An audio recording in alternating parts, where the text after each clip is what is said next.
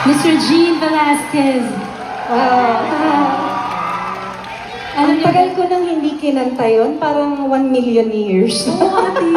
Actually, ate, parang first time natin kinanta ng First time natin kinanta in its original key na parang feeling ko Sorry na. na sumakit yung ulo ko.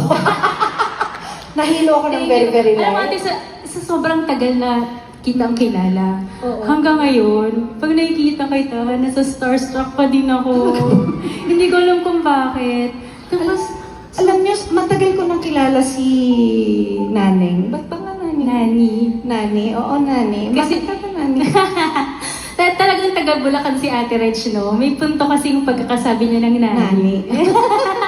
I've known you for such a long time. And si Kyla po kasi kilala ko na matagal na yung bago pa siya mag-boyfriend. Hindi nga, bago pa siya mag-boyfriend, pag kami nanliligaw sa kanya, magtatanong siya, bakit ganun, Ate Reg? Pag may nanliligaw sa... Yung ganun siya, Ate Reg, may nanliligaw sa akin, pero bakit ganun? Tapos ichichismis niya sa akin. Oo, alam niya lahat. Alam ko lahat. Tapos finally, nung may nanligaw sa kanya, ganito Ate Reg, na ganyan-ganyan. Tapos ipapakilala niya sa amin lahat, mga friends niya. Magdi-dinner kami.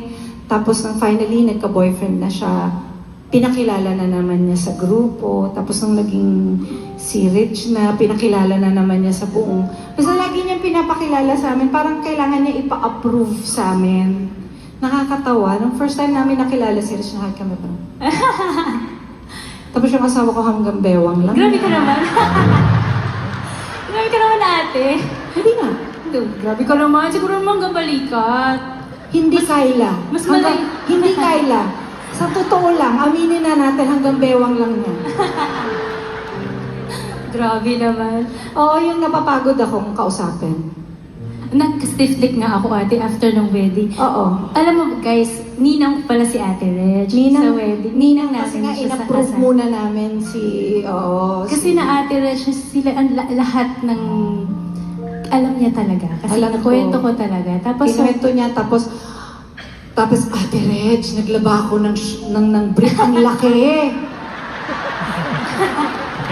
Tapos nagko-complain siya, Ate Reg, naglaba ako ng brief, ganito kalaki.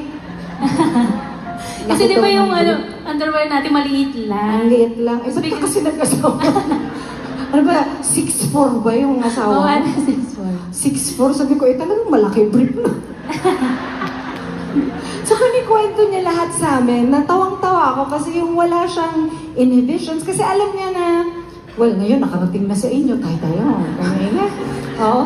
No, but that's what I like about her. She really treated us as friend, like as her family. And ever since then, she has never changed. And I just want you to know that I can be proud of you as an artist because you have come a long way. But more than that, I am proud of you as a human being. Oh, thank you, ate. Yes, because madali namang maging proud sa'yo bilang artists because obviously you're one of the best singers I've known. Thank you, ate. Coming from the best of the best. Because you are. Alam mo ba, pag kami mga bagong singers, pinag-uusapan namin kayo. Totoo ba, ate? Oh, no. Yung mga lumang singers, we always talk about you guys. Parang, uy, may bago na dinig mo ba? Because we always want to know how far you guys will go. Because as yung mga datihan na, gusto namin malaman kung hanggang saan yung mararating ninyo. But we also are fans. We are. Because ang galing. But at the same time, gusto namin malaman kasi kung lalaki ang ulo. Yung ganun kasi kami. May ulo ko, ate. Hindi. Ay, thank you so Hindi. much. So, gusto namin malaman kasi yung parang, will they go far? Or hanggang dito lang kasi lumaki yung ulo. So, a lot of times, pinag-chismisan namin kayo. Ang sama namin, ano? Hindi, ate. Parang normal naman yun. Ang salbahe namin, ito ang galing, kaya lang medyo mas malaki pa yung ulo sa galing. Yung gano'n. So yung gano'n. But I want to say that you are one of those artists that didn't forget kung ano yung pinanggalingan niya. And more than that, I am proud of you as a wife, as a mother, as a friend, as a Christian. You have gone through a lot. You did, you have. And you've never given up. I know that there are times pag nakikita ko yung mata mo na parang, ano ba tong ginagawa ko? Pero hindi ko nakikita na nawawalan ka ng hope. Maybe sometimes you just wanna give up, but alam ko hindi ka nawawalan ng hope. And so I'm proud of you. So that's the one thing that you never, dapat hindi ka nawawalan hope. Because once you lose hope, then mahirap mawalan ng hope. Okay? Never, ever, ever lose hope, sweetheart. I love you. Congratulations, and I'm so proud of you. Thank you so much. Thank you, Ate Reg. I just want to say thank you again kasi simula nang nag-umpisa ako. May pinagdaanan ba ako? Wala kasi si Kuya Ogie, nasa ibang bansa. Namimiss mo na si Ano Kuya. nangyari? Ano nangyari? Thank you, Ate. Thank you so much. Thank you for your generosity, your kindness. Di ba nakibayad ko dito? Ate, parang di ko afford. Mabayaran ako dito, Cynthia. Thank you, Ate. You've been so supportive. Hindi lang sa akin, kundi sa ibang mga artists.